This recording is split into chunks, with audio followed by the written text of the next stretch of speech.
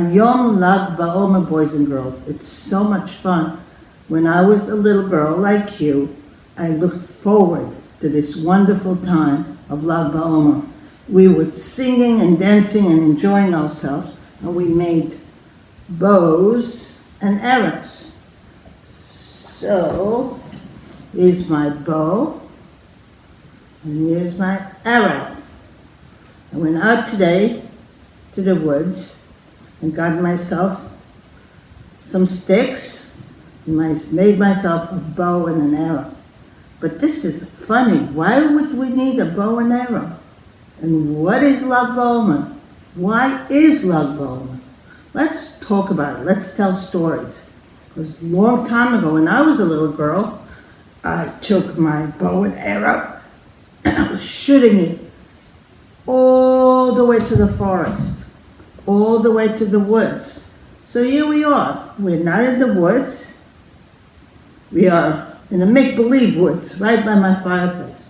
We make fires, we make campfires, and we sat around and told stories of so long ago. So let me start telling you those stories and some of those legends of so long ago. So here are some of the stories and some of the legends. Because the question is, what is Lag Baomer? It's Lamed Gimel Baomer. For the second day of Passover, we count 49 days for Shavuot. 49 days that we have to prepare ourselves for receiving the 10 Commandments. We're in the desert and we have to prepare. 49 days. But things did not stay just like that. As the years passed on and the years moved on, there were different things that happened during those 49 days. We know that they had to seed the earth, the land, and wait for the wheat to grow. So those times they were worried also with the wheat growing. This was some 2,000 years ago in the land of Canaan, the land of Israel. People were worried about the wheat, they were worried about the fruits and vegetables, and they waited. But things were okay. They had time to study the Torah, they had time to go up to Jerusalem and celebrate, till the Romans came. They didn't want us to study Torah. They didn't want us to have Shabbat. They didn't want us to celebrate. They destroyed the temple. They chased us. They chased us out of Jerusalem, and we moved up to the hills. And we were worried about how we are going to continue to study. How are we going to continue to teach the children that we are Jewish, that we are light to the nations of all the people of the world. Well, things were getting really tough. There was a man named Rabbi Akiva who studied and studied and studied and was teaching the children, teaching the students, and they were really worried. But while they were learning, the Romans would come by and say, no Torah, no Shabbat. So Rabbi Akiva decided, you know what? We are going to make believe that we are going hunting, that we are going for picnics. So they would take their bows and arrows, they would go up to the woods and make believe that they are playing and hunting. But really, truly, they were not. They went into the caves and they were studying and they were celebrating. The Romans didn't like what was going on. They kept looking for trouble. They kept looking for the children of Israel, children of Judah, studying. And they decided that this cannot go on. All the students scattered to the hills, and all the strong people ran away.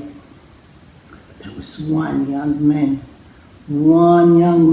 that had a star on his head as he was born. It was a shiny star.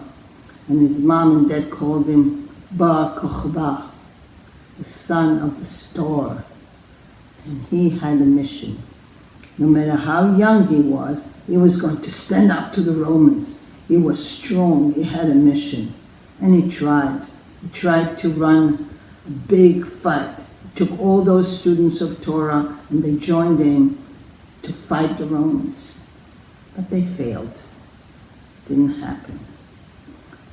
But the bravery of Bar Kokhba remained with us, and the story of Rabbi Akiva remained with us. But what happened to all the students?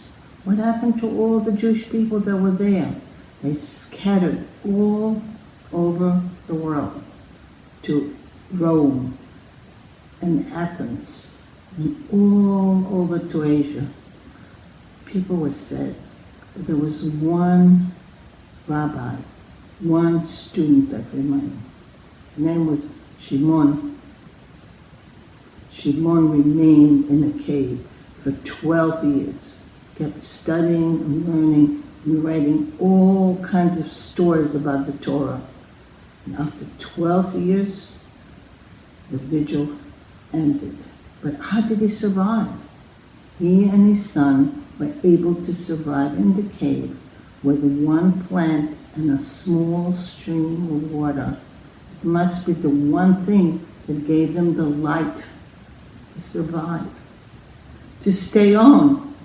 And when the war was over and the siege of the Romans was over, they came out and celebrated. And they spread their study all over the world. Do we know the story today? Yes. We knew about Bar Kokhba, and we know about Rabbi Akiva, and we know about the students because they survived. And they keep teaching us the Torah, and they keep telling us to have Shabbat, and they keep telling us, go and celebrate. This is the 33rd, this is the time that Bar Kokhba tried to save us. This is the time that Rabbi Shimon came out. This is the time to celebrate. To celebrate Lamed Gimel. Lamed means 30, and Gimel means 3. So today is the 33rd day of Sfirat HaOmer, the days that we count from second day Passover all the way to Shavuot when we get the 10 Commandments. So when I was a little girl, when I was a little girl, we went up to the hills, we made barn fires, and we had picnics. The fire is to symbolize the fact that we are still loving light, that we are still celebrating the light of Torah, the light of Shabbat, the light of this festival. We're remembering all those heroes from so long ago. This is so unique and so special. When I was a little girl, we would roast potatoes in the fire, and we would drink really dirty coffee.